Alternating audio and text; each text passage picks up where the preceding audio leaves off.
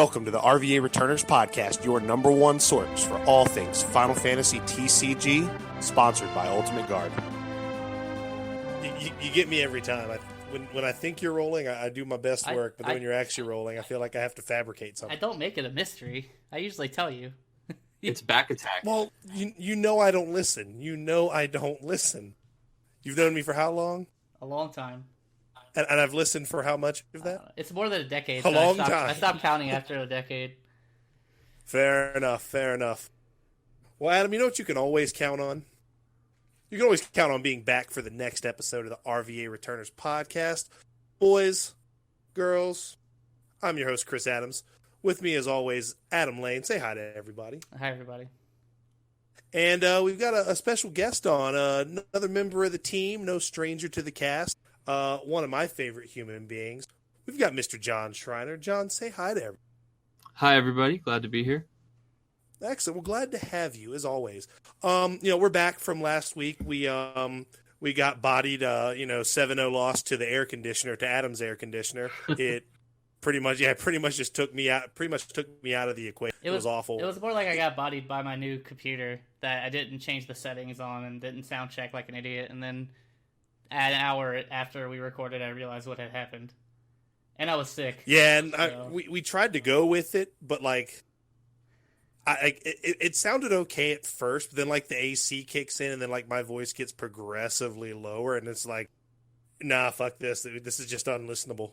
But, so we're back. We've got a lot to cover this week. So this is pretty much going to be, the CNN episode. This is just going to be all news all day long. And, we're not going to beat around the bush. We're diving right in. Adam, you know what time it is. John, do you know what time it is?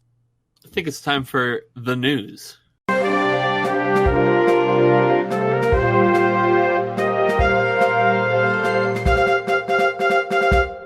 All right, so first up, we're kind of covering some of the events that we wanted to cover last week. First up was an LQ we had the other week at Jersey's. Really solid. I want to say we had 30 people? Yeah, 36, something like that. Mid-30s. Yeah, around mid-30s. Yeah. It was a really good turnout. Really tough event. We had people coming up from North Carolina. We had people down from Pennsylvania. The event was won by Colin Rupert, but because he had already qualified, it actually trickled down to our teammate Josh Rose, who ended up finishing second. Adam and I both had pretty decent days. Adam, how did your day end up, and what did you play? I played a deck that I wouldn't recommend anybody play. I played Fire Lightning, Gilgamesh. It's fun, but it's very fragile. Must be Italian. Yeah, if you mess up one piece that's on the board, it requires too many moving pieces. Is kind of what I'm saying. It's fun though once everything gets online. If someone lets your Godot and your Jake stick, you can do some pretty stupid things. But it's not great. But I just wanted to have fun. It's kind of been where I'm at with the current meta. Is kind of bored, to be honest, and so I've been playing more stuff that's just geared toward having fun and less about winning. So I still ended up X2. I was not X2, sorry, X3, but I had a potential win in my last game, and then ended up losing to Colin, who ended up getting 9th, I think. So it was overall it's pretty fun. I had fun playing the deck. I got to kill someone on turn 3. That was pretty sweet. Poor Amanda. Yeah, I got to. Wow. Yeah, I played turn 1 Godot backup. Turn 2, I played Archangel HM. I hasted. I dealt 3, and then the next turn I played Nestinian before she played a forward. So yeah, it was pretty much insta death. Turn 1 Godot is terrifying. Yeah, if you don't have the answer, I tried to do that to Colin though, and Colin went Layla Viking, Veritas third one. I was like, yep, that'll do it. Wow. Yeah. But it was pretty fun though. Yeah, I had a lot of fun that day too. I've been kind of like you, Adam. I've been kind of bored with the way the meta's kind of is right now. So the only deck I've been finding that I enjoy a lot is the Final Fantasy Fire Water, VV shotgun deck. I played that. I went X2. I ended up bubbling. I think my final placing was 10th or 11th, something like that. Because I know a lot of it was because I went 0-2 and then won out the rest of the day. So catching those L's early definitely hurt. The deck's a lot of fun, and what sucks is the only negative thing I can say about the deck is I've lost to deck out more than I've actually lost to like damage, and it's not my opponent playing things. It's literally all of the cards that deck draws. Even against like a heavy ice meta, you're like, well, I've still got 5 cards in hand, even after you've Sephiroth me or stuff like that. You're always in a good spot with that deck, but you have to win fast, or you're gonna deck out. Just kind of how it goes. But overall, it's a really good event. Congratulations to Colin winning the event. Congratulations to Josh to getting the qualifier. And a big shout outs to Jerseys. They do a fantastic job. They did a really, really good job with this LQ. It's just always a great place for us to go and, jam some games, with a great group of guys. So, again, can't wait for the next one. I believe next up we have, backtracking from last week, the Earth Crystal Cup that was over in the Netherlands, I believe is where it was. I think that's right, yeah. Mm-hmm. Now that one was won by Ice Earth, and Patrick was the gentleman's name that won. Sounds right. I'm sorry, yeah, it's been a couple weeks, but yeah, it's been a couple weeks, and I apologize, but we definitely shouldn't forget the name because he pretty much dumpstered everybody in constructed. I don't think he lost a single constructed game the entire weekend. He did. Yes, Patrick Ruger, and he did not drop a game. Yeah, like he just completely obliterated. And that just shows you right now just the power of ice. And to just kind of touch on that event in general, a couple things. One, mono wind made up the majority of the field, or just wind in general. Didn't really see like any Dottaluma, which we'll kind of come back around to that when we start talking about, the event that just took place in the US.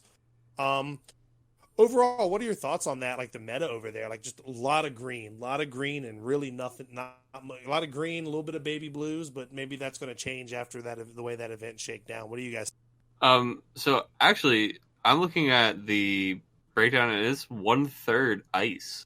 There's just like so much ice over there, and I think that that's really indicative of what we've been seeing lately too. The Ice Earth deck that did what I got first and third, and in top 8.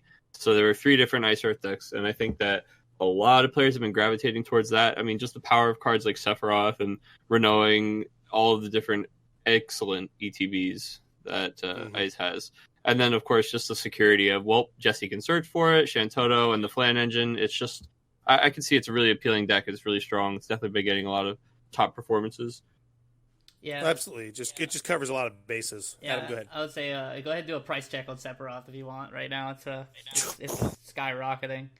So it's a really good card. So, and I mean, we didn't even mention that Jersey's LQ that was 2 Ice Water decks in finals. So, I didn't really see anything that was crazy except for maybe the Mono Lightning that got top 4.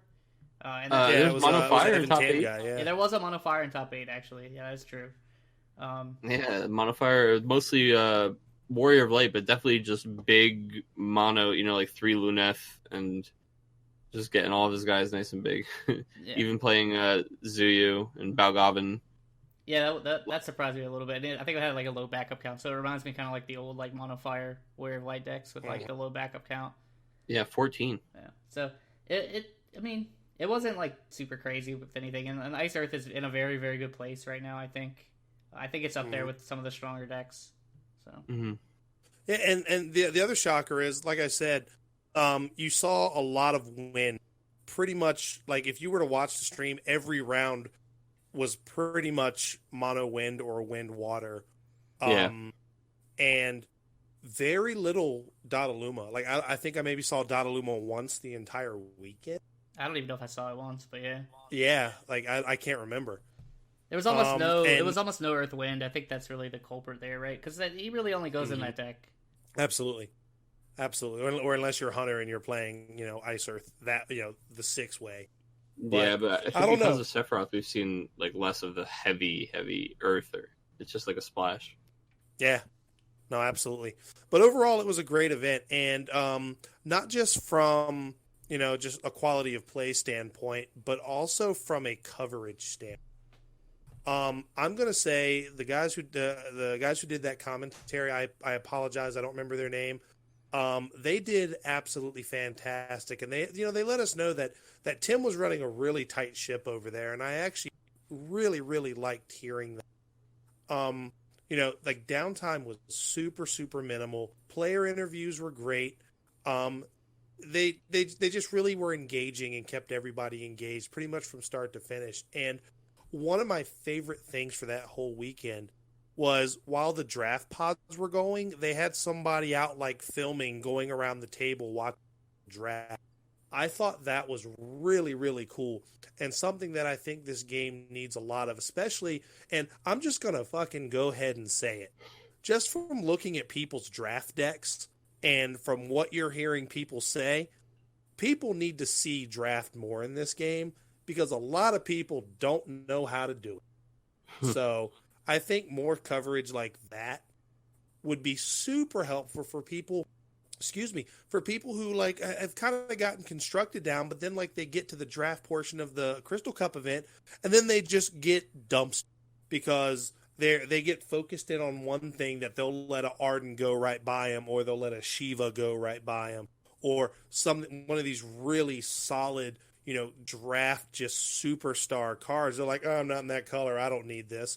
And, there's a lot of that, it seems like, that goes on because there's no reason. I'm going to jump ahead real quick. There's no reason Sam Toole should have got a third pick Art today.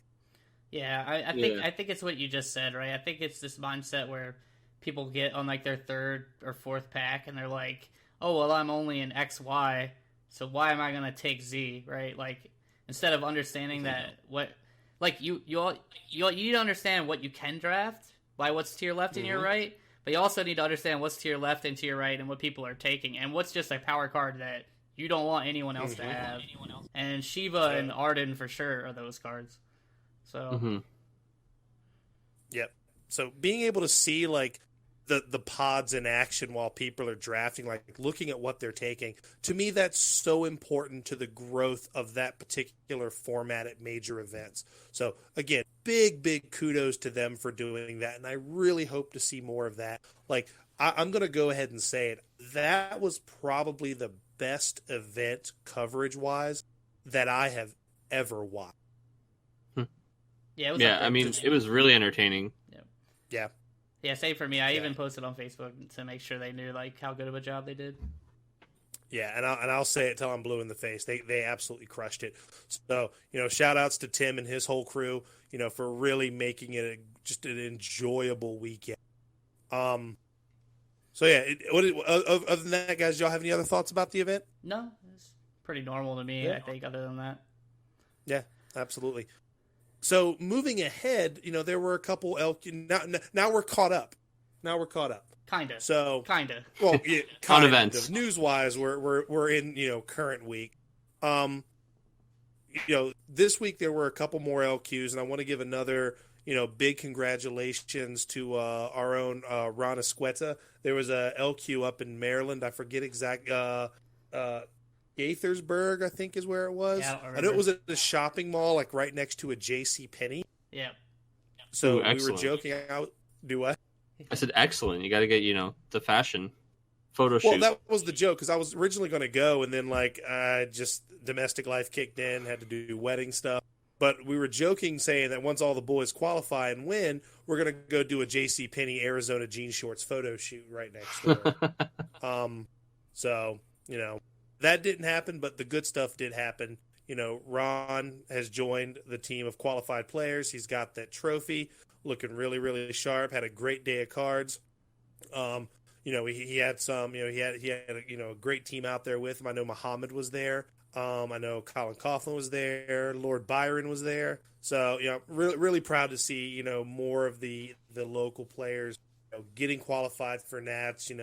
Like to see them join Lord Byron on the world stage. So things are looking really great here in VA right now. So, So John, you had an LQ up in your area too, sir. We sure did. We had an LQ at Gamer7 in Phoenixville. Of course, we know Colin and Nick Schnell and all the guys from there.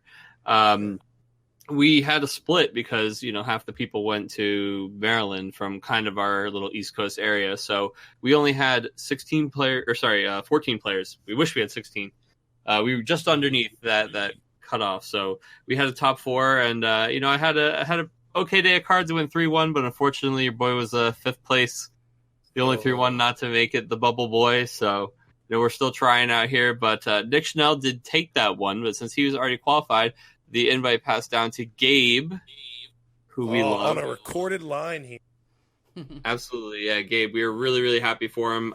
He was really, really excited about the qualifier, and it was hard fought. And he's been through a lot of these LQs, so he was really happy to pick it up this year. Yeah, Gabe sells himself short a lot. He's a great player.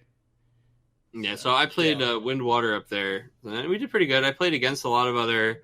I played against Windwater twice actually, and Water Ice once and Mono Wind once. But the top was Water Ice, Mono Ice, and Ice Fire. So there's a lot of ice around. Yeah, Baby Blues are back for sure. Now speaking of Mono Ice, John, we had week 3 of the Returners HQ online locals. That's right. Yes. And Mono Ice was all over the place on that one. Yeah, so that's actually the same deck card for card that won that last week is what took this LQ. So we are firing basically relevant LQ practice every week at the Wednesday night Octagon tournament. So if you guys are interested, it's open to everybody. So please come on and just message us. We post a Discord link every week. Come play in the tournament. It's great practice. It's super casual. And you get to play against a lot of great players, a lot of different decks. Well said. Mm-hmm. And if you're curious, if you don't know if you want to play yet, but you want to check it out, I'm usually doing commentary with John. Adam joins us. We had Josh Rose in the booth with us. So it's if you're not sure if you want to play yet, it's definitely at the very least a fantastic watch. So either way, I think you should be joining us on Wednesday.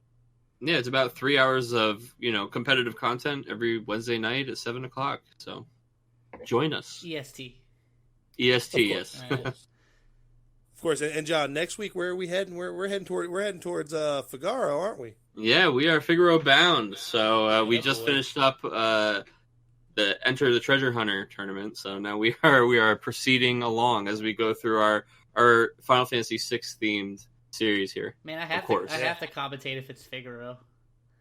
There you go. Absolutely. Yeah, you're going to be here. Double-headed coin and all, sir. That's right. I would expect no less. I love it. So yeah, a lot of great events in the last couple weeks, and we've got another one that we're going to kind of end on, but we got to get into the bulk of this. Last week our topic initially was kind of like expectations and what we think of Opus 9.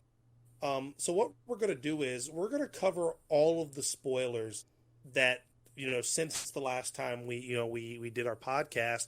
And we're gonna go over them. Some we're gonna breeze through because some of them are pretty straightforward. But we're gonna kind of mix that into this because I've got some pretty strong feelings on Opus 9, and a lot of other people do too. So we'll kind of talk about that as we go through the cards. So boys, if y'all are ready, let's just dive in. You ready for the lightning round? Let's do it. Here it is. All right. So the first one is it's Regis. So 3CP Earth backup, Job King, category 15. Searches for a 15 forward when he comes into play. You're playing this card in Mono Earth because you're playing Final Fantasy 15. Next. Great. Yeah, he's a generic, he's a category tutor.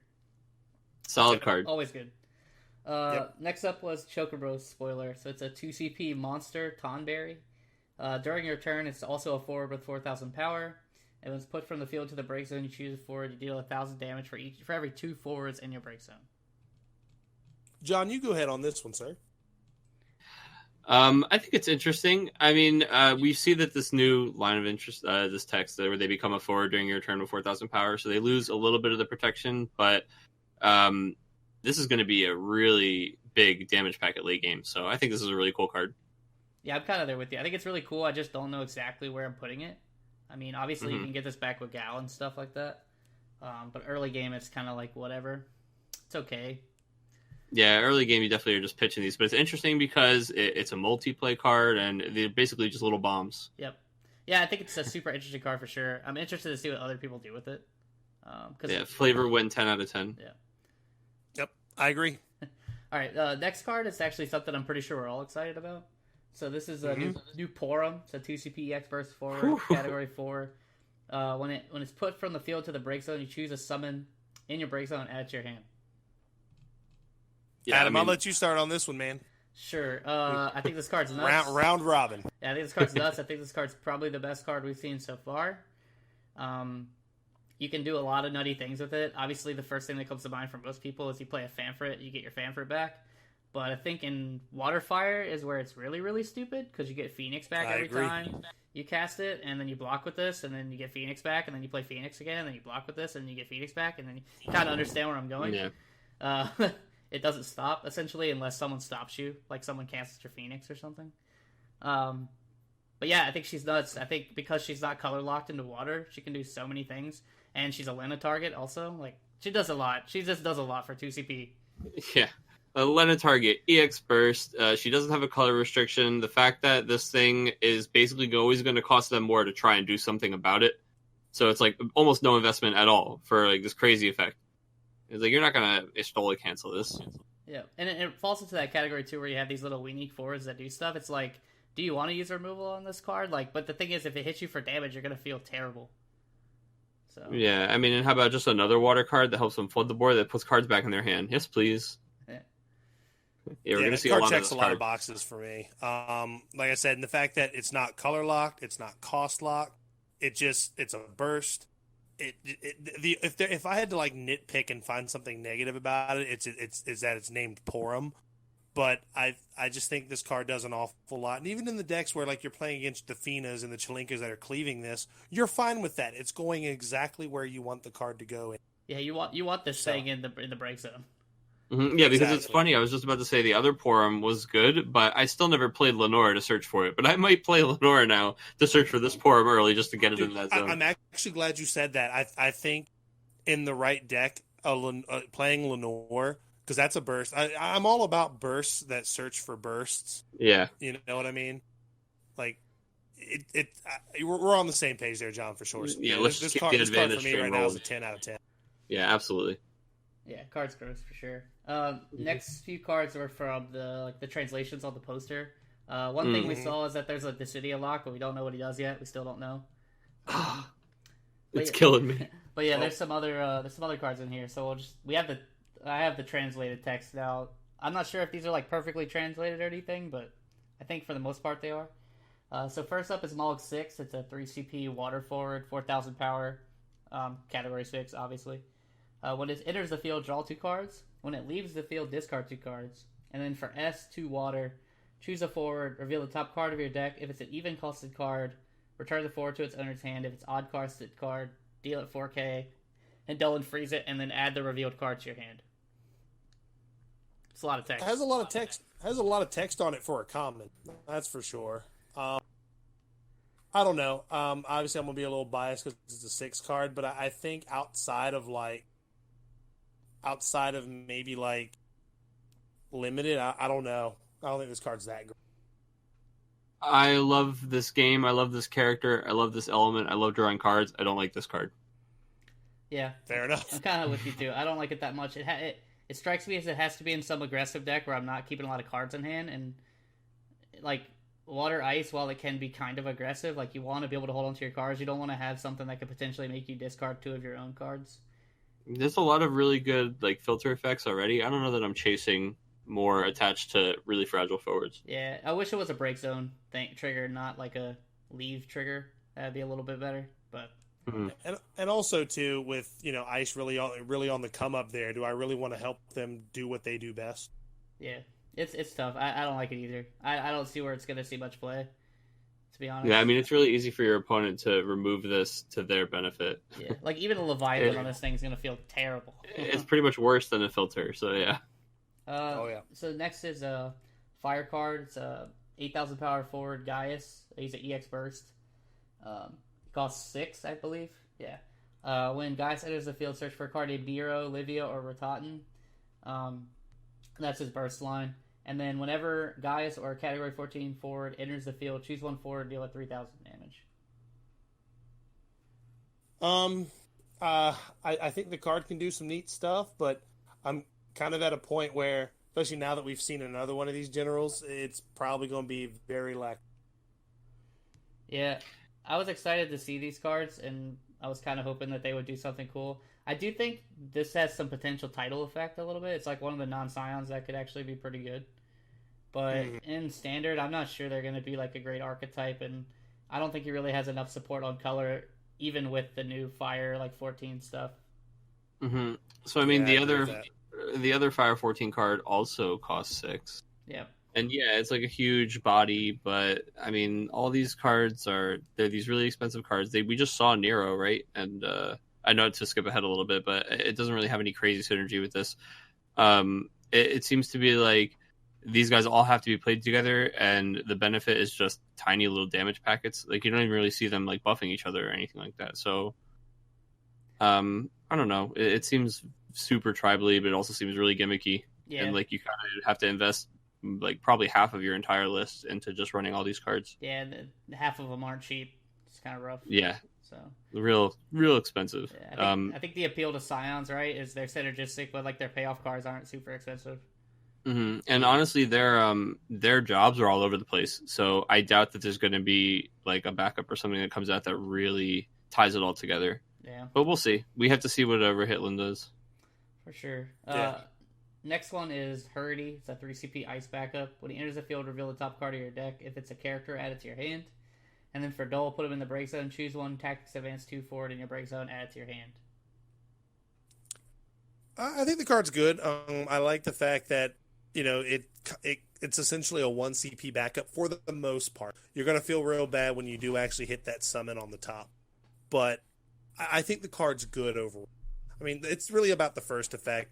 I don't think the second effect's really going to come into play all that much. Maybe if you're playing like like an Ice Wind or an Ice Water, Ice Wind or Ice Lightning, like Tactics Advanced 2 focus deck. I mean, getting a Lewis back doesn't seem terrible, but I don't know. I think it's a fine like one of in some deck. I was just about to say I do really like getting Lewis back with this card. Yeah. That's probably its best thing. I mean, it's a Moogle. It does have some fun TA2 forwards like Time Mage and Ice, but otherwise, it'll be in some fun little decks, but yeah, we'll see. Yeah, I'm kind of with y'all on that. Pretty much the same thing. Next up is actually probably my favorite of the bunch. It's a 3-cost win forward. It's Rem. She's a 6K. Obviously, like Cadet, all that jazz. When she receives damage, you reduce the damage by 3,000. And then at the end of the turn, you activate her. So that's like, seems to be all one auto. And then for Dole, choose a forward other than Rem, activate it. Yeah, I mean, card screams combo piece to me. I think you could do some really neat things with it. I just don't know what. I don't know what kind of shell it goes in. I know one of the things I was thinking of, maybe this in conjunction with like the new Golbez, maybe, but you've got, it looks like it has a lot of moving pieces, but it's a really cool card. Mm-hmm. Obviously, like, she's a little underpowered, but that's because she has this great ability. It's nice that no matter how she's dealt damage, it reduces it by 3,000, so it's pretty hard to remove her with anything that's damage based. Unfortunately, she's just a little slow. She's definitely a cool combo piece for something extra nutty, but I don't think she does too much for any of the Class 0 stuff. So she's interesting. We'll see where she goes. Somebody just fell in love with that card when they saw it, though, for sure. Yeah, I mean, where I'm at kind of with it is you'd have to play like some fight-based deck. So it has to be like Earthwind, I think, where you're like constantly trying to abuse. But then you have to have something to abuse by activating it. So I'm not really sure what that is yet.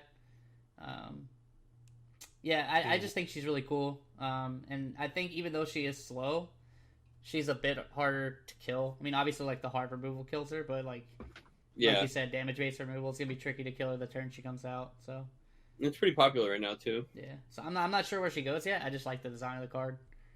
Yeah, definitely a neat card. So, last one of this group is a 2 CP Earth Forward Core, Category 15, 5,000 power.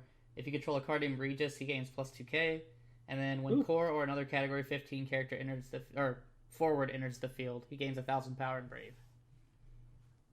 Yeah, he's a fine card. We all know what deck he's going in. He's just a great search play off of Regis. He gets a nice buff from Ignis. I mean, like it's a good card for 2 CP when you're playing Mono Earth and you've got like in a cross Ignis and Ingus out. You're just like, hey, here's a big 2-drop. Deal with it.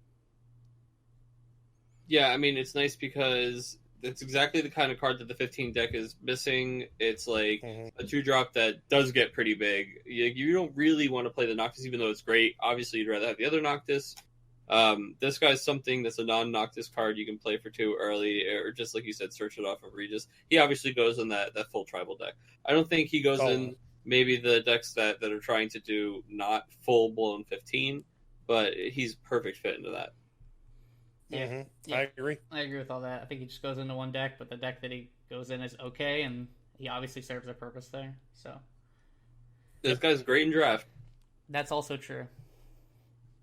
Next up is another Class 0 cadet. It's 7. She's a 3 CP backup with back attack, and when she enters the field, you deal 2,000 damage to all forwards opponent controls. I think she's okay, but I don't know where you're cutting to play this. I mean, you could do some, like, kind of tricky stuff, I guess, on your turn. Like, maybe you block with something they thought was just a chump blocker, and then you play this and you trade. Maybe you're playing with, like, some first strike stuff. I don't know. I think you're just going to have a hard time finding room for this. In draft, though, probably pretty solid. Yeah, and cards with back attack, I know you said it last week. Cards with back attack are always something you should always give a second look to. You know what I mean? Yeah, it's a really strong keyword. I can use Snakebite 3 more times. In title, it's pretty solid. Yeah. I mean, that's It's it definitely does the thing that some win decks want to do. 2,000 to the board, but I don't know. It's the backup spot, especially the 3-drop backup spot. A little tough in mono win. Yeah, pretty crowded. Yeah. So next up was our spoiler from a couple weeks ago. So it's Shadow. He's a 2 CP category 6 backup. For 1 fire, dull, put him in the break zone, choose a forward, deal 8,000 damage. You can only use this ability if a forward you control has been put into the break zone this turn. I like this card a lot. I think, and I'm not just being biased because A, it was our spoiler, and B, it's a 6 character. I think it fits in, taking everything else out of the equation. I think it fits in with like the current Fire Ice builds, at least as a one of. Because there's sometimes, even when, your opening hand, sometimes you miss Edgar turn. Having another 2-drop red option that can still enable lock is still really, really good. Because sometimes even if you miss Edgar, and you can still play Shadow into Banana Sid, into lock, or, it still lets you play that curve you're trying to play. And then even if you go Shadow, Banana Sid, then you finally see the Edgar, that's a fine turn 3 play right there as well. So now you're set up with 3 backup, and that's early game. And then in the late game, when you're threatening like these pressure attacks from Lock and Genesis, now if they block and trade, now you can just pop Shadow and kill something else and get through with your other forward. I also think it's good in decks. Back to the Water Fire deck, that's a great play. You bring in Porum, you block. Then now you kill something with Shadow off of that too. I think there's a lot of uses for it. I think it's a solid card all across. Yeah, can we talk about how this is a godsend for Fire? Who needs? We have a 2-drop backup that breaks itself, that does a relevant amount of damage to kill something, that has a good title, and doesn't have a crazy condition on its backup break. This really checks a lot of boxes. I'd rather play this than 90% of the Fire backups that break themselves. It's a really tough thing, specifically whenever you're building a Fire deck. You end up playing a lot of things like Yotsuyu and Irvine and all these cards that just stick around for a long time.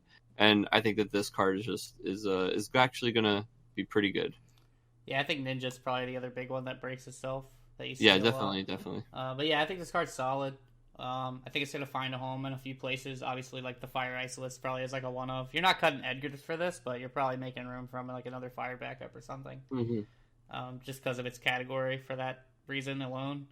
And then in mono fire, it might just be good enough as like your TCP backup that isn't sticky that you can break, so you can make room for other things, and it deals a relevant amount of damage. So yeah, the one thing is you can't Aroha this because it won't be on the field. Yeah, Aroha is a bit of a bummer when it comes to stuff like that, but she's still a really But that's good why player. it's really nice that this is 8K and not 7K. Yep. I'll tell you what, they could have easily put 6 or 7 on this. It would be 8 a lot is worse. perfect. Yeah, it'd be a 8 lot is exactly worse, what this 7 and needed. 6, yeah.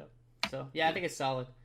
Then the next few spoilers I think came from like a stream with Kageyama, I believe. So the first one is Rosa. It's a 3CP 7K water forward. If a forward you control is dealt damage, reduce the damage by 1,000 instead. When Rosa forms a party and attacks, activate Rosa. Rosa can attack once more this turn. And then she has an S. It's just S. Reveal the top card of your deck. If it's a water card, activate all the forwards you control. I'll let John go. John's the water player. Yes, he is.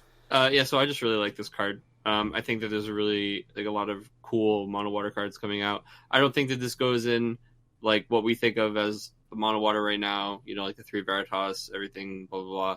This is a little more mid-rangey, kind of just like combat focus. I know that people aren't super hyped on combat, but honestly, you play Minwu on the back line with this, and every forward you control taking 1,000 less damage from everything, it's going to mess up a whole lot of math. It's really going to help against the mono wind and the wind water kind of board-wide damage stuff. And I think it's just really, really neat with Cecil, especially. Yeah, I just agree with everything that John basically said. I think most people were like, this card's nuts, and like that's where they went at first. But I don't think you just slot this in to, like he said, like your mono waterless now. I think she goes in like a slightly different build. But in that build, I think she shines. Like I think she could do a lot. And all her text is good. Yeah, this card also just gives Layla and Viking a lot of mileage because it's like, man, I'll definitely party attack with one of those guys. Mm. It's just right. You're right on the money with all of that for sure. Next card, then. You got nothing else, Chris? Oh no, man! It's I love and also I love the fact that it's a mono art because I'm a sucker for that. Mm-hmm. Yeah. Next card is Sidicline Gully. It's a 2CP lightning backup. For lightning duel, discard a FFTA 2 forward, puts it into the break zone. Choose an active forward, break it. If there was an award for best card with the worst name clash in this set, it has to be this one. Because I think this card's actually really good. You're not giving up your Alua search, but to be fair, Mm-hmm. you can play both because you can play this one early, break it, then play the searcher. But that just seems like you're slowing yourself down more than. Yeah, that always gets messy, I think. I've tried to play decks that do it. It never goes the way you want it to go. Exactly. And then you just end up with more dead cards, and it sucks. So, yeah, I think his effect's really good. Obviously, really good in title, because, like, you could just play both. I think they're trying to push, like, some TA2 deck this set, for sure, based on the other cards that we've seen. Mm-hmm. But, yeah, you're not giving up your searcher for this. You're just not. Yeah, good card, bad name, cool effect. Great in title, pretty good in draft, probably. Mm-hmm. Because it seems like there's a lot of relevant TA2 cards. And one of the full art cards is set, which also we actually, I guess, didn't say about Hurdy. Yeah. We do know that Sid and Hurdy, along with a couple other ones we're coming up on, are definitely going to be full arts. Yeah, for sure. Yep. Next up is actually not an Opus 9 card. It's a potential Opus 11 card. They haven't really confirmed yet. But it's our promo for next month. Right now, she just has her promo number. She doesn't have her set number, which bothers me, but whatever. So it's Iridia. She's a 3CP 7K job summoner, category 4.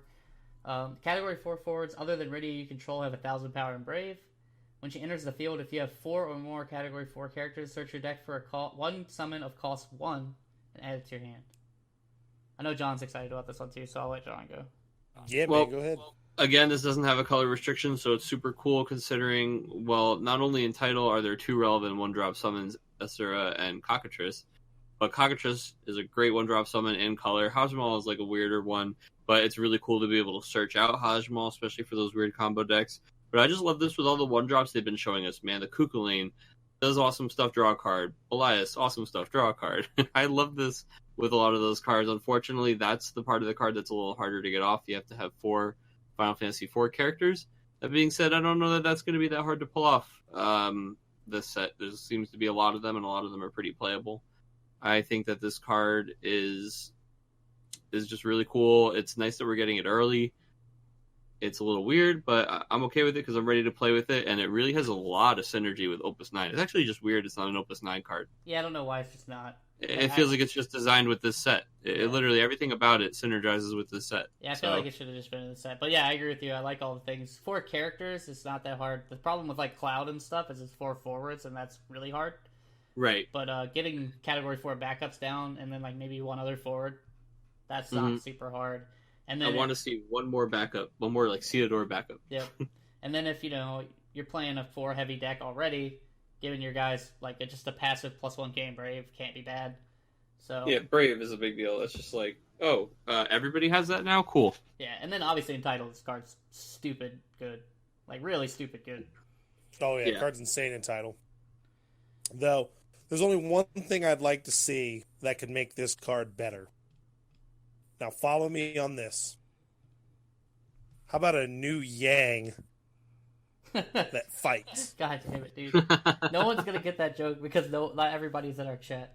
but like a Yang that fights though could be cool. Did you think about that? Yeah, but how about a Yang that when he attacks he fights? Sick, great innovation.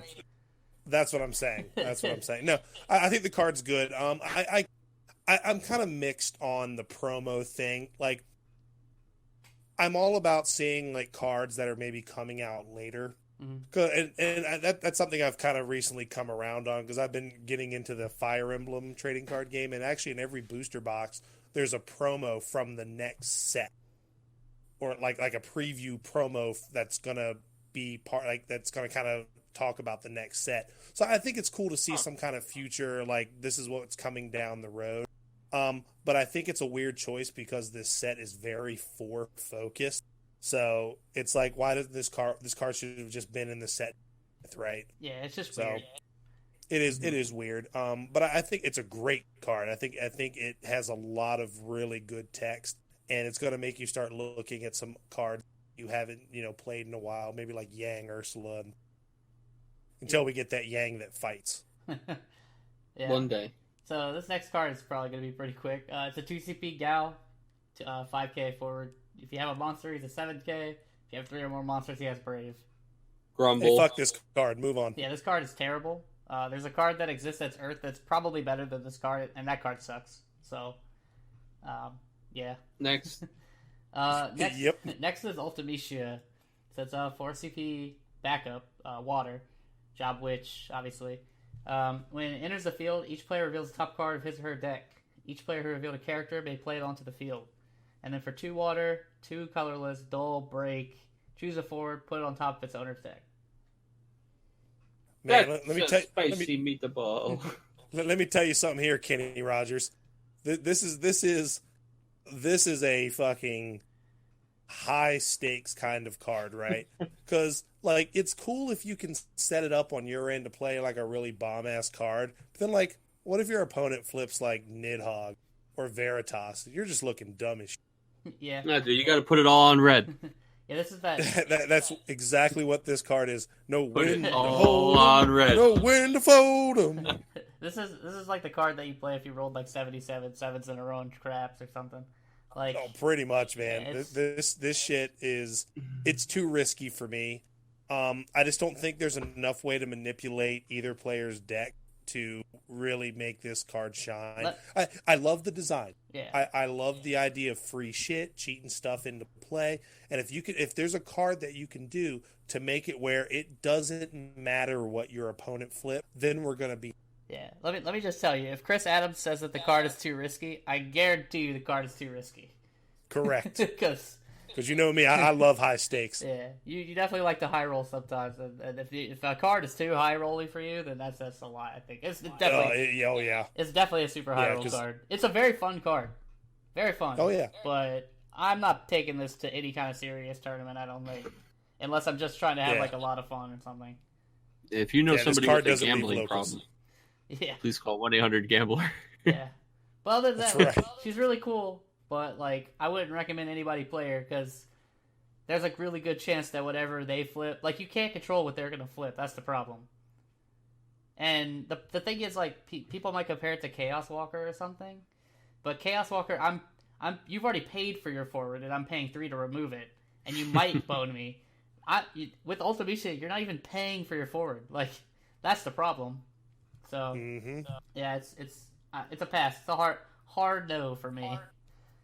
This card immediately becomes like better if there's a card that just puts the forward on the top of my deck. So I know that Yule exists in Ice that puts something second from the top, and that's way too far away from what I'm talking about. Yeah. If all of a sudden we get something where you just get to put the guy on top, and you just are rolling the dice on your opponent, but you kind of get to manipulate it, maybe this card becomes a little more playable. But right now, whew, I guess you can Oracle, right? You Oracle, and then you play this card. There you go. But then it's like you get to choose the best play between maybe two things. Well, look. No, you have to be able to full blown manipulate this card, or or no, great. Sir. Yeah, it's just not great. Yeah, that's what I'm saying. If it comes to a point where, like I said, there's a card or a combo where it doesn't matter, your opponent could flip a Shantoto off the top, and it would. I think that's when that card's really going to be good. But I don't know if this game ever comes to a combo like that. You know what I mean? I wish that its second ability didn't cause it to go to the break zone. Yeah. If it was just like 4 bump something, maybe that's just really good. But yeah, that's all right. That's fair. Next up is Golem. It's a 2 CP Earth Summon, EX Burst. Choose a forward. It gains 2,000 power to end a turn. Draw a card. Why didn't this card cost 1? Shit, keep going. Every other card costs 1. Why didn't this one cost 1, dude? This would have been fine. Yeah, I don't know why this doesn't cost 1. It'll be pretty solid in drafts, but yeah, it's not that great. It's gonna be hard. Hey, EX Burst, draw a card. Sign me up. Yeah, you're gonna be hard pressed to find room for this in the deck. Go ahead. No, go ahead. This card's shit. Okay. Next up is Zendaya. It's a 4 CP EX Burst forward Job Witch. 8K. When she enters the field, choose one active forward opponent controls. Deal 1,000 damage for each lightning character you control. Well, okay, now. Yeah, like, this is another one that has, like, a terrible name, but I don't think the card's terrible. I just don't. I just can't see a reason to play this one over the other one. I mean, this could be maybe a cute one-of, because maybe you want to do damage to something as opposed to break it. But I think lightning has more effective ways to do it without like fucking with your names of your card. But it's not terrible. Yeah, this card says, "Play me only in mono laning when you have a lot of characters out," and you're like. Right, so I'll just play the other idea. Pretty much. Yeah, the other idea is definitely better. You're only really running this like for extra S fodder, I think, and just as like a lower value. I don't know. It's probably not worth the deck slots. But if you really like Adea and you want to special a lot with the other Adea, run it, I guess. It's not terrible. I'll tell you what, she's on curve. She is on curve. And she's got EX and does some damage, so there's worse cards. Oh, there's definitely worse cards, yeah. I don't think she's that bad. But yeah. Next up is Seek. It's another lightning card. It's a low cost of 7. Back up standard unit. When it enters the field, choose a forward opponent controls, break it. This guy says, "Hey, do you want a reason to play Odin? Here I am. Just play Odin instead." As soon as you look at this card, you realize I would just play Odin instead, and then you realize I only want to put Odin in the break zone, and then you just don't play this card. Yeah, like we don't like hard casting Odin. Anyways, we're only playing Odin for the symbol in the top right, for the most part, and we're not playing that really now because it's really hard to play cards that's the only reason you're playing it. So the symbol of the top right of this card is a joke. I'll never play this card's only fine in 12 title, in my opinion. I think it's a fine one of. Hey, you can play 3 of this card. Yeah, we're not on the field. If you have enough CP to play this guy 3 times, dude, just a cool 21 CP, just to take care of their 3 forwards, that probably added up to like 9 CP. Those are Dark Lord numbers. Yeah, those are Dark Lord numbers. I think we found the name of the episode, boys. So the next one is Sylph. It's a 1 CP EX Burst Summon. All forwards you control get 1,000 power until end of turn. Draw a card. Cost 1, draw a card. A+. Probably doesn't see a lot of constructed play. It's pretty great in draft. Yeah, I think that's pretty spot on. I don't really have much more to say other than that. Yeah, moving on. All right, so this next card I have a lot of feelings about. It's Bergen. It's a 3 CP Woo! fire forward, 8K, category 12 Mobius, Judge. You can only pay with CP produced by fire backups to play Bergen from your hand onto the field. When Bergen blocks or is blocked, deal 7,000 damage to the forward that blocks or blocked by Bergen. And then for a fire and a colorless, choose a forward, deal 1,000 damage. I wish we had the Curtis Kang soundbite for this one, but I'll let you take it away, Adam. All I'm going to say is this is yet another fire card that could have been great. Yeah, people seem to like this card a lot, and that's great. I hope that you play it and you find success with it. I think this card sucks, personally. It's way slower than it looks because of the restriction. We have yet to see a card with that restriction that sees a lot of play because that restriction sucks. I wish it just said fire CP and not fire backup CP. It's just, you could Phoenix it into play, I guess. The thing is, like, without Brave or some kind of keyword, this guy blocks maybe 1 or 2 things and then dies. Because your opponent's not just going to play a bunch of 7Ks, and you're not going to be able to pay 2 CP every turn to deal 8K, and even then you got to deal with stuff like Aerith and Minwoo, and like I don't know, I don't like it. There's so many things about the card that I don't like. It's cool with Aroha, I guess. Sure. But I feel like if you're playing a deck that's using this card, I feel like you're better off just playing Lon. I mean, that's kind of where I'm at too. Like, Lon is less restrictive. Sure, like, Lon's susceptible to like power reduction and stuff, but like, I don't know. Lon just feels better to play to me than this. And Lon's not seeing play right now because Lon's not that great. So, like, I just don't see how this changes the game immediately. Like, I don't know. Also, like, you can just not block. This guy can't attack. Because Lon can attack and be threatening. This guy can't. You just don't block him. So, I don't know. I'll let y'all go. I think I've said enough. So He's got cool art. his art is dope. He'll be a pretty sweet looking foil. For sure. That's all I have to say. I guess one last thing. I feel really bad for limited players because this is a rare, and you're going to see this card a lot. Have fun playing it in limited, because you're not. This is going to push you straight into fire, and I don't think you're going to have a good time in this set. I do not think Sounds you right are to going me. to have a good time. 6, 6, 6, 4, 3. Yeah, so next card is another 12 standard unit. It's a 3 CP lightning forward, 7K. When the lightning forward other than... Oh, it's Bakdame. Sorry, forgot his name. When a lightning forward other than him enters the field, choose a forward opponent controls, dull it. I think this card's actually really good. It checks a lot of boxes for me, and you know, this is for me not really playing a lot of purple cards. I think it's a very aggressive card because it allows you to push damage through. It's a card you can play off of an Owl Sid if you really have to. But the big thing is the fact that it's another Gromus target, and anytime you can, and in a pinch you can Gromus grab some, use for some CP and then do the turn you really wanted to, especially if you've already got multiple Owl Sids in. I think the card's good, and I think it's great in conjunction with cards like Alba and Diana. I just think it's a solid card, just solid card. Yeah, I agree. Yeah, I mean, I think the best thing for sure is that it's a Gromus target. I think that's why it's probably going to maybe see play. It's for that reason alone, because we're not cutting Alcid yet, I don't think still.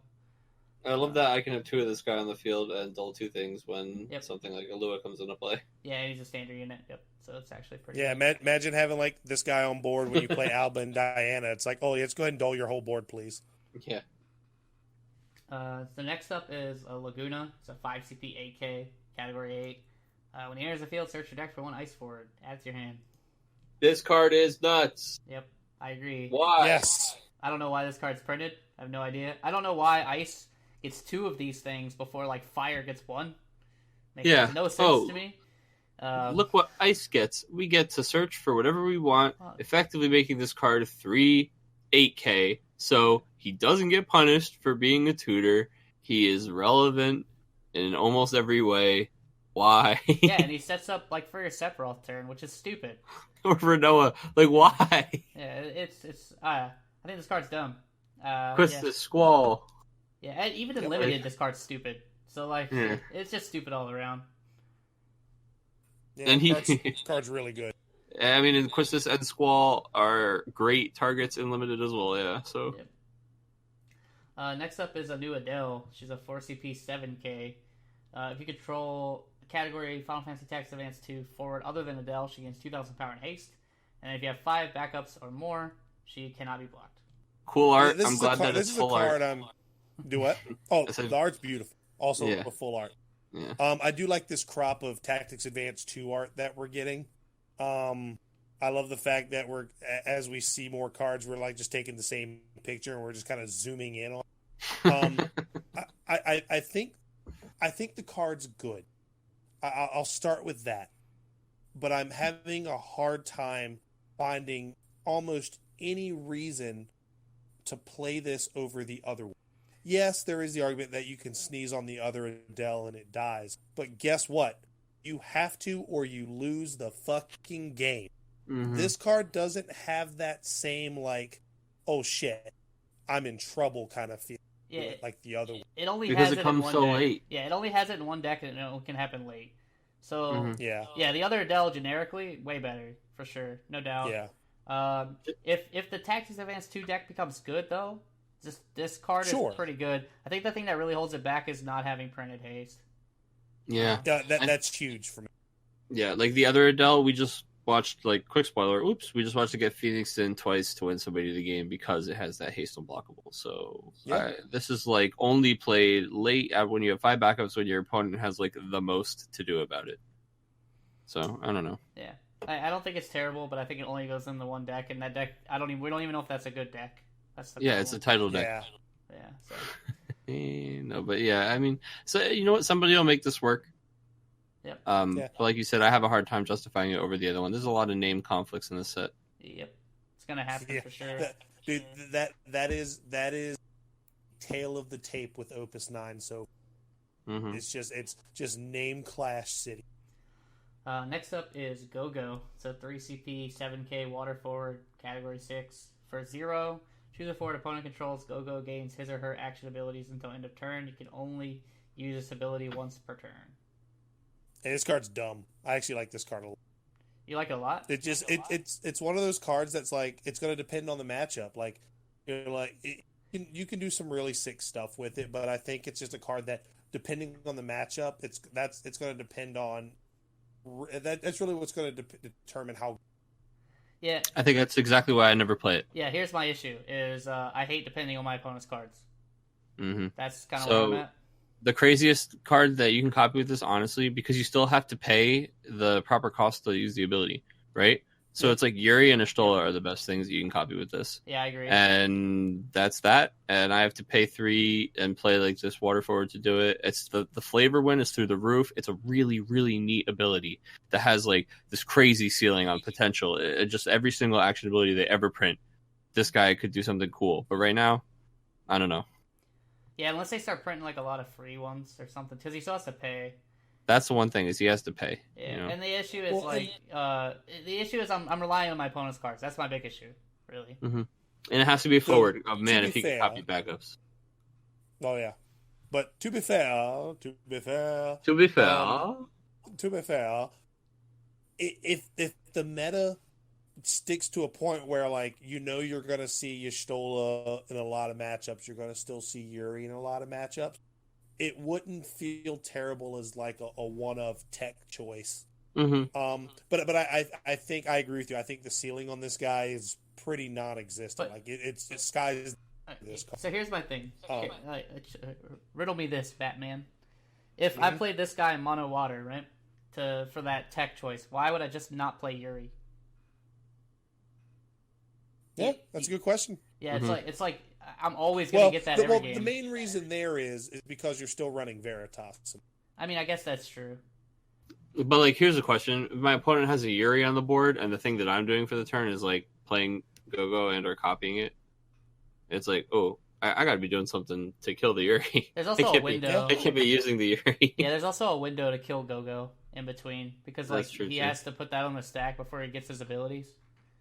So I mean, there's a slight window, but yeah, I don't know. I just don't like relying on my opponent's cards. I really don't. I think he's really cool, and I think he is a huge flavor win because I mean, obviously, it just makes total sense. And abilities that cost 0 are really good, but the thing is, unless he's copying an ability that actually costs 0, he does not cost 0. Yeah. So, but yeah, it is really neat. All right. Next up is Let a Lost. It's a 4 CP category 15 backup.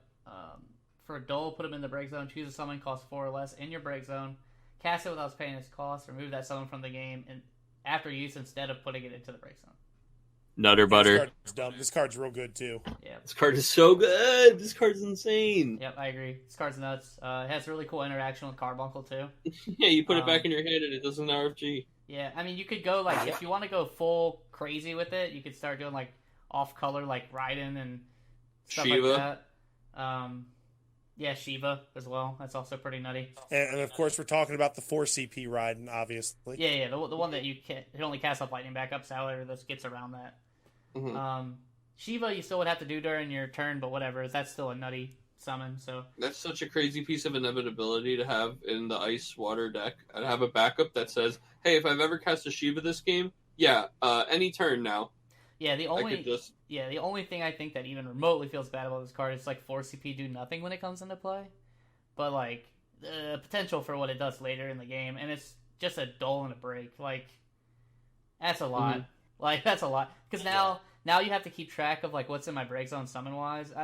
Being able to cast directly from the break is nuts to me. I think You've turned your entire break zone into an extension of your hand. Like just the amount of plays you have is so insane. So yeah, And I do love the play with Carbuncle. It does feel like the deck in Magic with like Feather. yeah, it does kind of feel like Being that, able to have that get Carbuncle out of your break, then it just goes back to your hand. Yeah. You know what I mean? Except it's a one-time use, but yeah, I agree with you. Oh, that's it fine. does feel a lot like that. That's the yeah, deck but the that I Carbuncle's like not a one-time use. So basically, you're like, oh no, you did that thing to make it go to the break zone. Well, nope, I got it back. Yeah, it makes it feel a lot less bad to cast a Carbuncle on like a 9K or something to win battle. Mhm. And then you're just like, okay, I'll bring it back with this guy on my 7K, make him a 9K, put it back in my hand. So Yeah. Oh, or also any of the other crazy toolbox of any rainbow 4 or less summon in the game I could possibly have. Yep. Yeah, Alright. like Yeah, so let's go from really good to really terrible. So next up is 4 CP Irvin. So fire backup. Oh no! When no! it enters the field, choose a forward. Deal it 5,000 damage. If the number of forwards your opponent controls is greater than the number of forwards you control, deal it 7,000 damage instead. Dude, don't let the cowboy hat fool you. This guy is no hamburger, hot dog, blue jeans cowboy. That's for sure.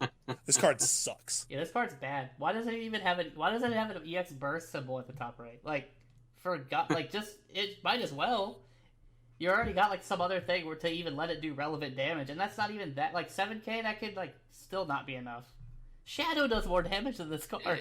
yeah. Why? Yeah, this card fucking sucks. I don't understand why this card exists. What, like, This card is made. The flavor for this card is that part of the game where Irvine just chokes. Yes. Where he's like crying and he's like, I can't do it. But That's see, this card. I like my idea better for Irvin, right? Where he like comes in and he can whiff, like where it's like you choose a forward and you break it if their cost is like equal to or less than the number of forwards in your opponent's hand or some shit. I feel like that's just as much of a flavor win, and it's useful.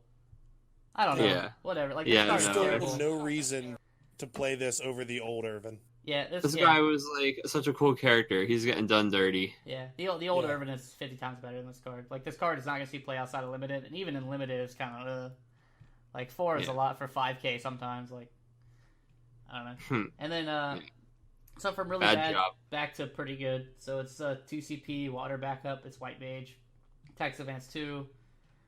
When it enters the field, you can pay 1 water. If you do, draw a card. A+. Yeah. It's really solid. I mean, it makes you going from like a 2 CP on turn 1 to a 2 CP on turn 2 feel way less bad. Just go right into that next play. Yeah, because you go from 2 to 2 and you get to draw a card. You're basically paying 3 CP for a backup to draw a card, essentially. Yeah. So It's pretty good. pretty solid. Next up is Goblin. So another one of the monsters that becomes a forward on your turn. 2 CP. It's a 5K on your turn.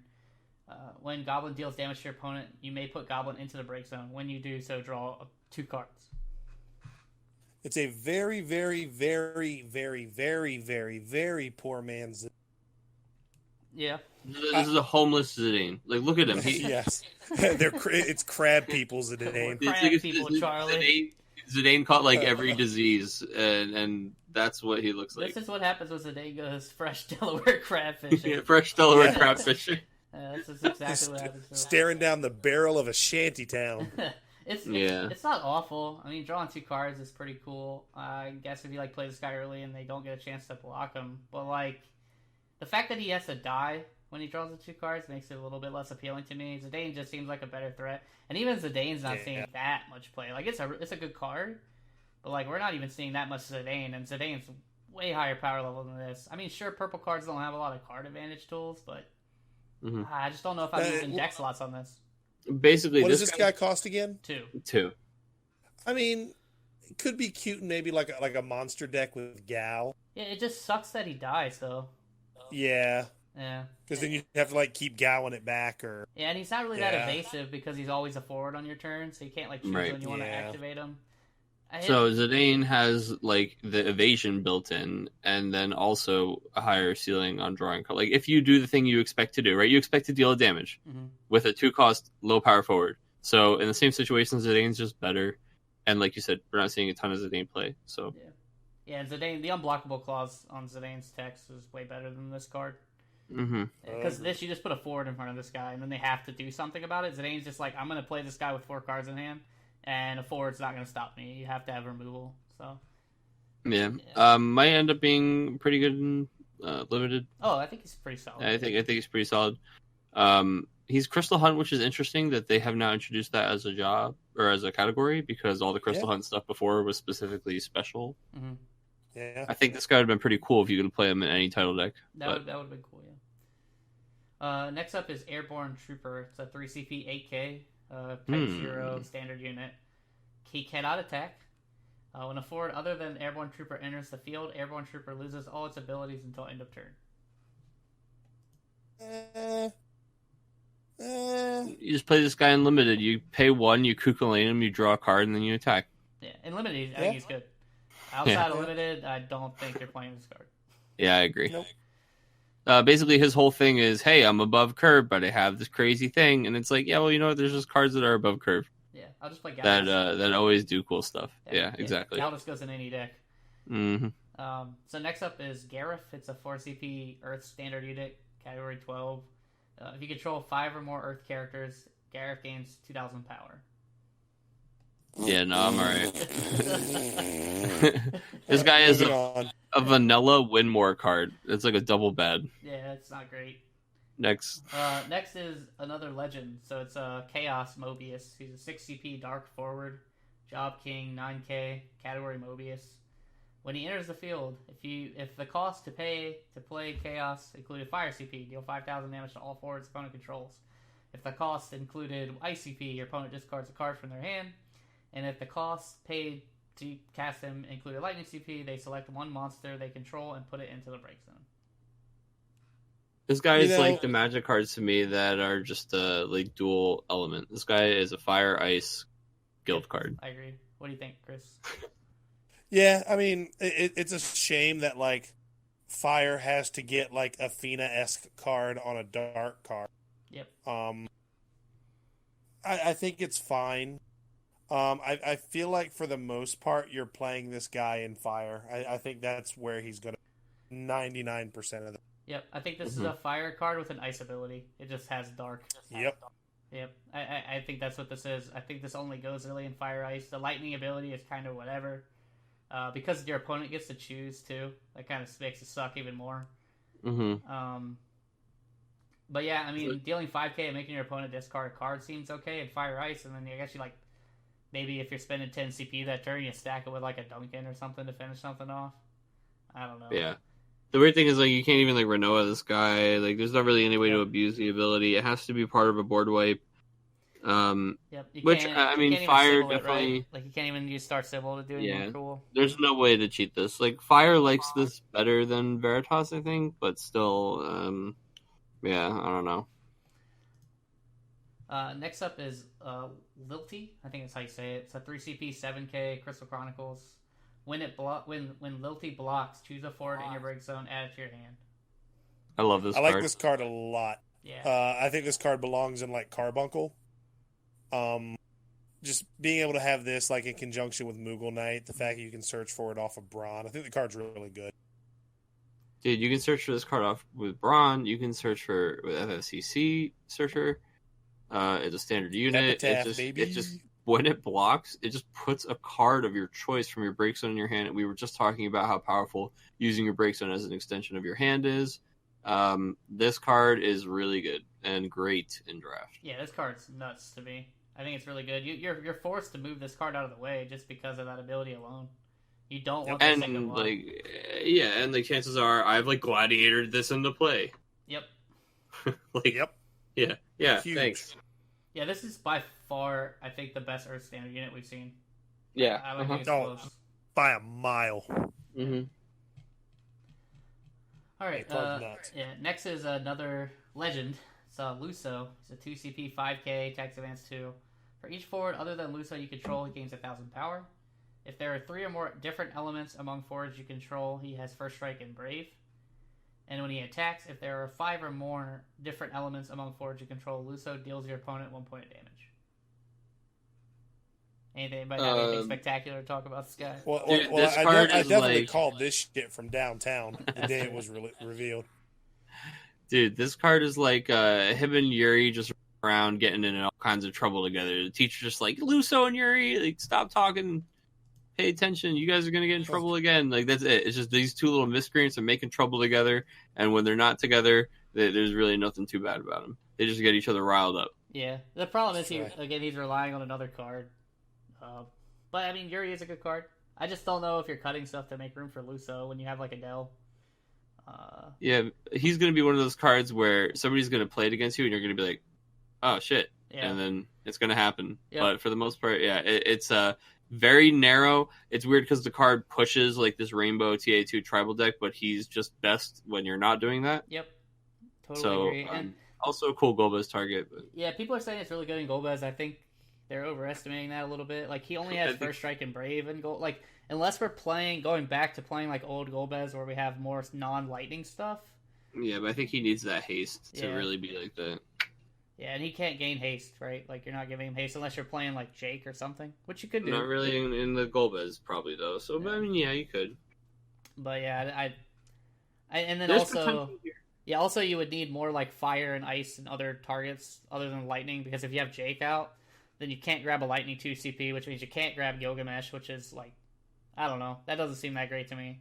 Yeah, I mean, it's just a cool Yeah. target. I don't know if it's the best. Yeah, that's kind of where I'm at too. Obviously, he's a cool Golbez Yeah. target. It's just I don't think it's that great. Also a full I art. agree. Yep. And next up is another monster. It's a 3 CP Aramon. He's a 7K during your turn. Whenever he deals damage to your opponent, choose a forward to cost 5 or more. Your opponent controls, break it. Eh, Yeah, you can do some cute stuff, but like, why? Why am I playing this and not like Diabolus or something? I don't know. I just don't know how I find room for this. You're not. Yeah. Next. Yeah. We'll just go over that one. Next up is Okimoto spoiler. So this is Kane. It's 8 CP, 8K. So that sounds expensive at first. Obviously, it's your game. Before paying the cost to play Kane onto the field, you may put one active lightning backup you control into the break zone. If you do, the cost to play Kane is reduced by 5. And when he enters the field, choose a forward your opponent controls. It loses 8,000 power until end of turn. slaps roof of the car. You know, now this is a card. This is a card. Yeah. I actually like this Kane a lot. I think the power reduction is huge. I think the discount, being able to clear up your backup line on some things, is really, really good. He's a Dragoon, so I think he works really well. And like, obviously, like Mono Lightning is there. Water Lightning is good because he plays very well with Freya. I think it's a good card. I think it's actually a really, really solid. Yeah, I'm into this card. There's a lot of neat things. It turns on a lot of cool lightning backups that usually need Hero Lulu or some insane investment to pull off. Yep. Like, this card makes Argy way better. Yay. So I really like it. I think it's good. I think for what it costs, it is actually doing a whole lot. So Yeah, I think Fasoya is the real winner. The Lightning Fasoya. yeah, lightning for I think for that's the sure. real winner from this card. It makes me want to play it in other decks that aren't H Lulu decks. Yeah, you're like, I'll just keep getting back a Lewis. Yep, Cool. and he hits a relevant number, and he's 8K. He's basically a 3 CP. Well, he's kind of still 4 CP because you have to break the backup, but yeah. Yeah, I think he's just like a slightly better Fordola that almost feels like it costs the same. Yep, I agree. Yeah. The only downside and the fact that it's yeah, I was gonna say the only downside is you can pay with the backup that you sack with Fordola, and you can't do that with Kane. That's literally the only downside. Yeah, but then you can plus off that backup what you can't with Fordola. So it's like a kind of, it's definitely different, but... And also the fact that it's power reduction. Like, power reduction's the best. Yeah. And the fact that he does that is huge. Yeah, it's a really potent form of removal, hard to deal with. Gives Lightning a really solid answer outside of, like, break effects, which that people aren't really running. Just another good answer for, like, Y'shtola and stuff like that. Yeah, agree. Yeah. Next up is Gabranth. It's another legend. He's a 4 CP, 5K EX burst. When he enters the field, you can search your deck for one forward of cost 5 or more, add to your hand. If you've received 6 points of damage or more, Gabranth gains plus 3,000 power and Brave. And then he has an S for S Dull. Choose a forward, deal with 3,000 damage, plus 1,000 damage for each point of damage you received.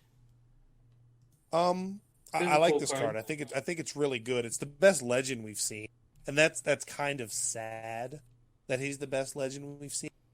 Mm-hmm. I think he's good because I think he fits in a lot of decks. I think the main place I think people are going to try him at first is maybe Earth, kind of fill that Dottaluma void, because being able to search for Fina, for Cecil, for Camelot, trying to think of what other like high cost forwards. I think those are really Dark Fina if you want to do the Veritas. sneaky stuff that makes it easier. Yeah.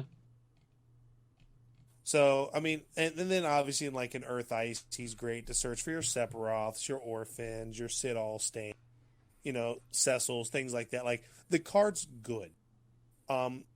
Really, the search is really what you care about. The being on 6 to get the power increase in Brave is nice.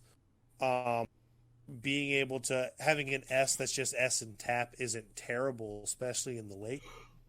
I think the card's good. I think it has a lot of utility, and I think it's going to be one of those cards, and I sincerely mean this. It's going to be one of those cards that the more people play with it, they're just going to be like, holy shit, this card is insane. Yeah, I think it's just solid. I don't think it's doing anything like super absurd. I think it just reads really well. I think it's good in Carbuncle. It's a 5K. It's great in Carbuncle, I think. You can search like Cecil and Ico. That seems okay to me. Obviously, you can search Veritas and Cam and decks that can't run Sybil, like you said, with Earth Ice. I just think it's really good. I think it's a good card. Nothing crazy, though. Yeah, definitely a decent card. Good value. Next up is Paladin. It's a 4 CP standard unit backup, text advance 2. When it enters the field, select the one of 2. Choose a standard unit in your break zone, add it to your hand. Till end of turn, all forwards you control gain 1,000 power and Brave. This guy's cool. Yeah. He's cool. That's really about it.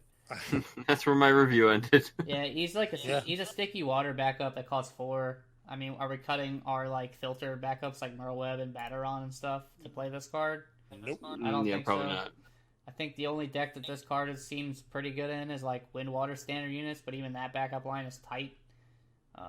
So I mean, but getting Rangers back and making a Ranger at 10K with Brave seems okay. I don't know. I don't. It's not gonna be more than like a one-off probably. Mm-hmm. Yeah, I agree. Next up is Vaughn. It's the 3 CP 7K category 12 Sky Pirate. You can dole 2 active Sky Pirates forwards you control instead of paying CP cost to play Vaughn from your hand onto the field. Chris, tell us all about this card.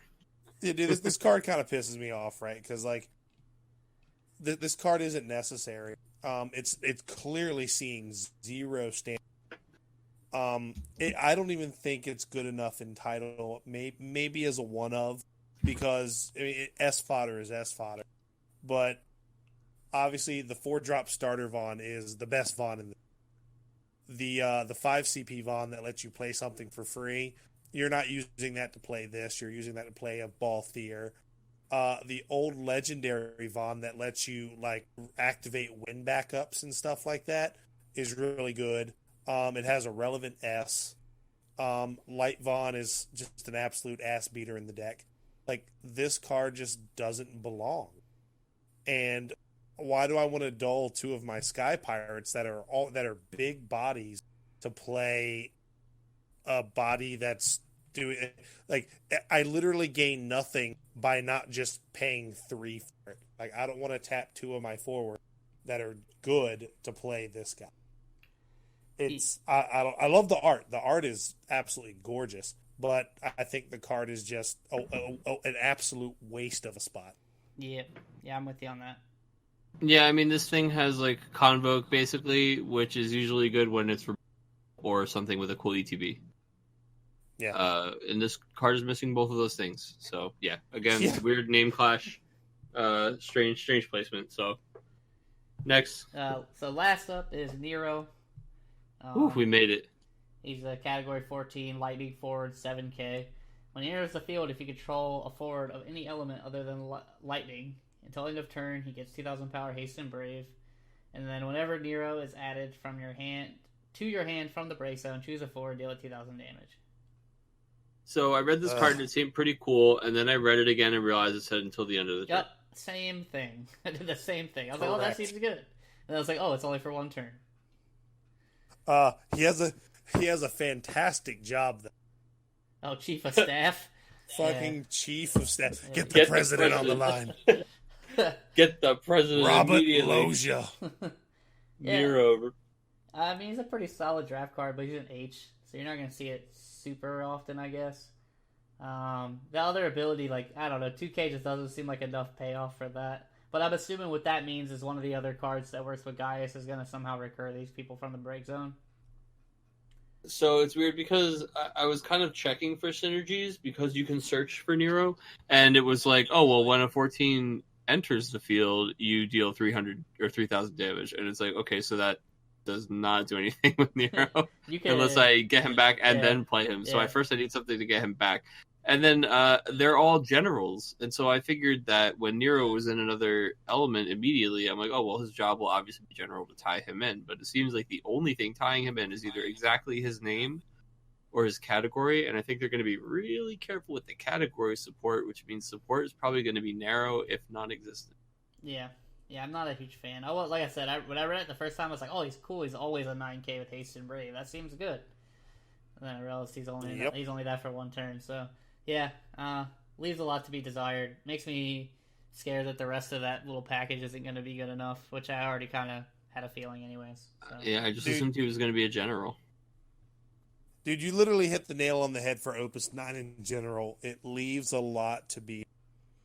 outside of a couple cards that I think are really good, I just don't think this set's... unless they like do some like internal shakeup, things like that. I just don't think this sets that, like, it's very ho-hum. I mean, that's kind of where we are, where the power level of cards is where it is. It's kind of hard. Yeah. It's going to be hard for us to find room for a lot of new cards, and without a big shakeup, it's going to be hard to do. Like, you're either going to, like, unless you want to create, like, a ton of power creep, which I think they're pretty careful about doing, for the most part. Like, true power creep, like, just completely invalidating another card. We don't see that really at all. But yeah, I mean, I don't know. I'm not really feeling the power level. I think there's a few things in the set that are really good, but I'm not really feeling it yet either. So we're getting a lot of things in the set that have new mechanics that are like really cool and have all of this combo potential and like could definitely be abused, but not with anything that we currently have.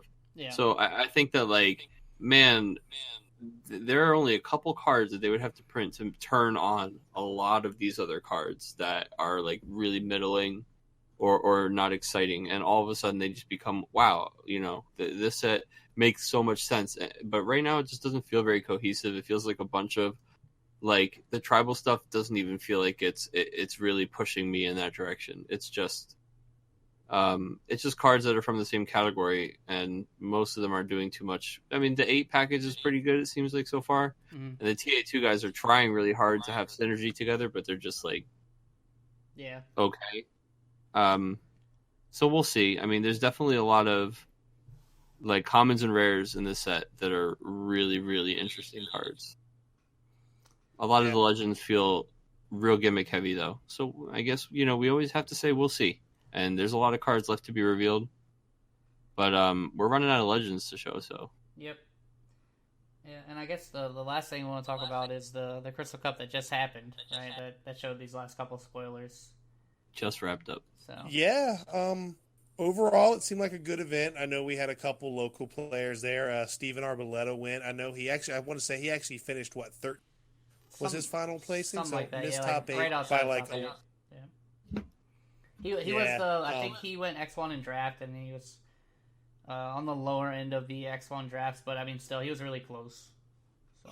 Yeah, so big congratulations to him. You know, you had a hell of a weekend of cards, been nothing to be ashamed of. But you know, the real story here was actually was a really, really strong top 8. A lot of household names, and probably just I don't think you could have asked for a better couple of guys in the final.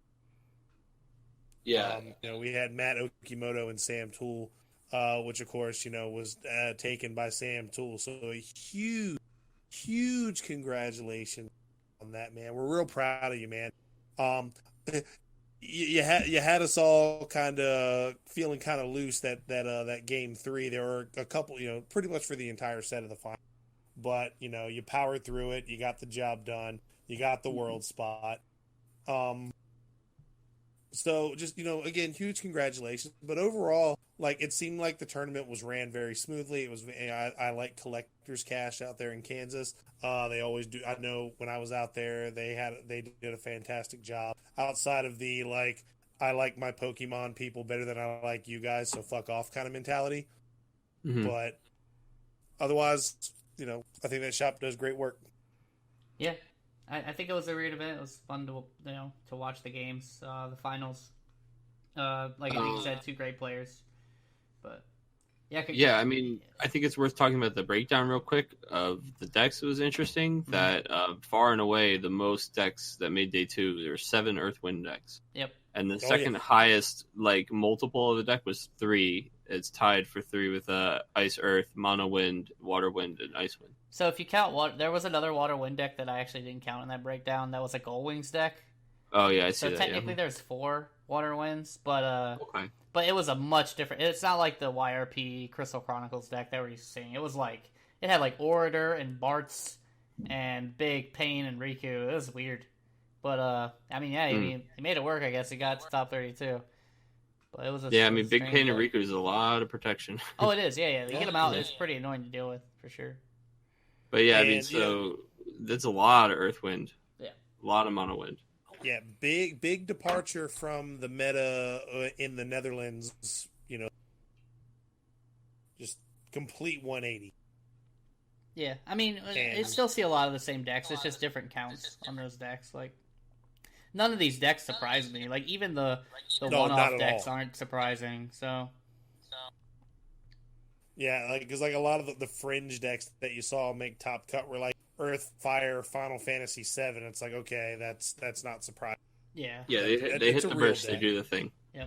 Yep. Yeah, 1 Scions, 1 Gold Bills. I believe it. Yeah. But I mean, congrats to Sam for sure. It was definitely looked like a hard fought road. So I'm glad to see he's on the Worlds team. He's a great competitor. Very clean player. Definitely the cleanest player in the game, in my opinion. So. Yeah, he's a real pleasure to play against. He plays things properly. He always plays and pays for cards the right way you're supposed to. Not many people do that.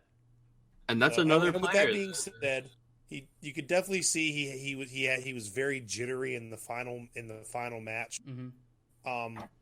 But he didn't get there by being jittery and playing slop.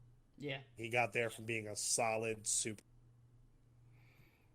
Yeah, and I mean, here's another player that plays in the weekly Octagon tournaments every week. So really, we're raising winners here. Come on by. It's great practice. It's a mill. We're just pumping them out. I'm gonna get John to shoot like an advertisement for it. but real talk though, that's like we've got 3 members of the North America team that consistently play in our week. Yeah. In a free tournament every Wednesday. Yeah. So I'll bet you if he wasn't on the West Coast, Chris Neal would probably play it. It's free. Yeah.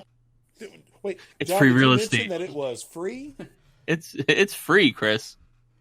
So I guess the only other thing is the Richmond Crystal Cup's coming up in a couple weeks. So we wanted to hype that up a little bit. Yeah, it's in 2 weeks, so tickets are still available. I want to say, how many have we sold? I think we've crossed like the 70 threshold. Last I heard was 80, and that was okay about 5 days ago. So I haven't heard an update since then. I'm not sure where What we're at. people? So Get out there! Come on, sign up! Everybody who's anybody is going to be there. We're rolling out the red carpet. We're gonna have. It's gonna be great. I will say I'm pretty sure this is going to be a hard cap at 120. So I wouldn't wait till last minute in case it does get like a quick rush toward the end and we hit 120. I don't think they're going to sell tickets past 120. So if you don't have it yet, I would probably make it a priority to get it. Yeah, and we'd love to see you, show you some of that Virginia, that Richmond hospitality. We'd absolutely love to have you down here. I'm still waiting for John to like shoot the commercial. Like he's standing in front of a basketball hoop and he shoots, but he clearly misses. And he says something like, "You don't have to score here to score big here at the Richmond Crystal Cup or the RVA Returners Weekly. So come on down." Oh God. We'll work on it. We'll take care of it. It'll be great. It'll be great. But overall, it's been a really good couple weeks. I know, we got there's some more LQs coming up this week across the country. I know we're playing in a fun little Winnabox. At least I am on Sunday coming up. There's just a game shop over in Chester. They've got an Opus 5 Winnabox on Sunday. It's like 15 minutes from my house. I'm going to go to it, play some games, jam with the boys. So nice. It'll be a nice little way to spend a Sunday. I've got an LQ on Sunday. Yeah, I don't think we have Long any Island. LQs in our area for a little bit. At least a couple. Island Games, I think, is the next one. That's Muhammad's store. Yeah, and then hopefully when Wave 3 comes around, we'll get that last batch in this area. But I think that's going to be after the Crystal Cup. So, man, it's coming up fast, man. Here comes July. Yeah, the competitive season is we're past the halfway mark here. U.S. Nationals will be here before you know it. Hopefully we'll be there in a different kind of capacity this year. We definitely want to help out with the event as opposed to play in it. We love seeing the team assembled, qualify, and So speaking of that, just to kind of end on this, we've got Josh, Colin, Ron, Lord Byron. I want to say that's it. So we've got those 4 players on our team that are qualified. Obviously, Lord Byron on the World's team.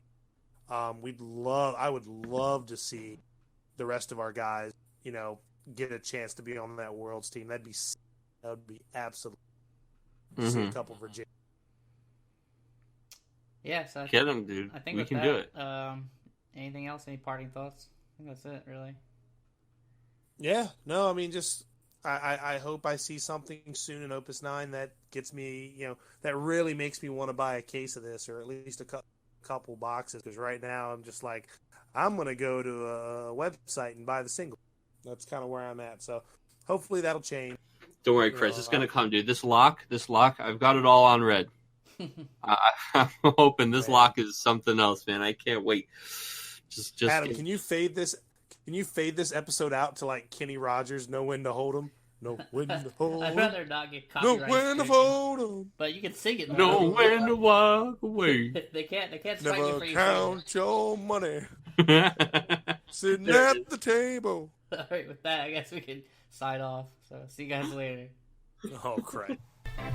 Hey everybody, thanks for listening once again to the RVA Returners podcast. If you like this content and you want to hear more, check us out on YouTube at RVA Returners, and make sure you follow us on SoundCloud and check us out on Google Play and iTunes.